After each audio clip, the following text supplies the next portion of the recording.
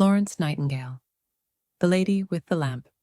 Florence Nightingale was born in 1820 in a rich family in England. She had a happy childhood. Her father loved books and learning. He taught Florence at home. She learned history, science, math, and languages. Florence was a smart and curious girl. She always asked questions. She wanted to understand the world and help people. One day, when she was a teenager, she saw a sick man on the street. He was poor and cold. Florence felt very sad. She wanted to do something. She said to her family, "I want to be a nurse. I want to help sick people." Her family did not like her idea. In that time, nursing was not a good job for rich girls. But Florence was strong. She said, "This is my dream. I will do it." Florence read books about health and hospitals. She went to Germany to study nursing. She worked hard and learned many things. She learned how to clean wounds, give medicine, and care for patients. When she came back to England, she started to work in a hospital. The hospital was very dirty.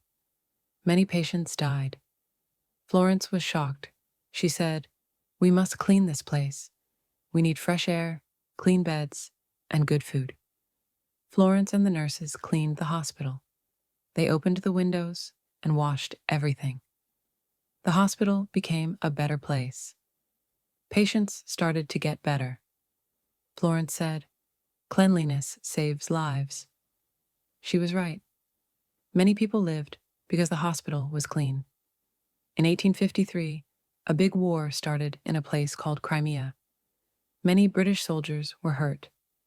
The soldiers went to a hospital in Turkey, but the hospital was terrible. It was dark and dirty. There were rats. The food was bad. The doctors were tired. Many soldiers died, not from war, but from infection and dirty conditions. The British government asked Florence Nightingale to help. She went to Turkey with 38 nurses. They worked day and night. They cleaned the hospital, cooked good food, and helped the doctors. Florence walked around the hospital every night with a small lamp. She checked on the soldiers. She talked to them and gave them hope. The soldiers called her the lady with the lamp. They loved her. She made them feel safe. After the war, Florence came back to England. She was a hero. The Queen of England thanked her. The people sent money to support her work. Florence used the money to start a school. In 1860, she opened the Nightingale School of Nursing in London. Young women came to learn how to be nurses. Florence taught them that a nurse must be clean, kind, and smart. Her students became great nurses. They went to different places and helped many people. Florence also wrote books and reports about hospitals and health. She said, "Use clean water. Wash your hands. Open the windows. Give good food to patients." Her ideas changed hospitals around the world. Even governments asked for her advice. She helped people in England, India, and the United States.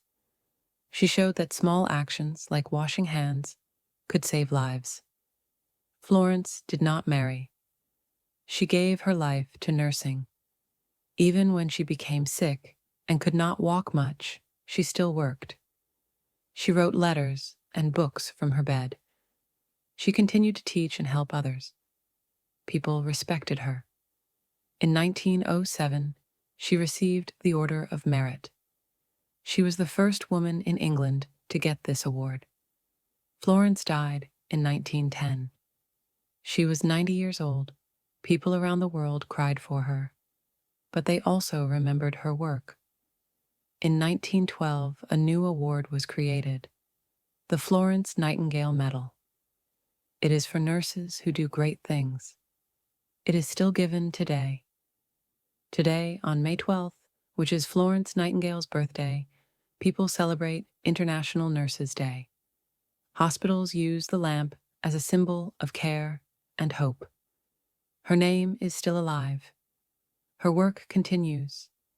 Florence Nightingale changed the world. She showed that women can be leaders.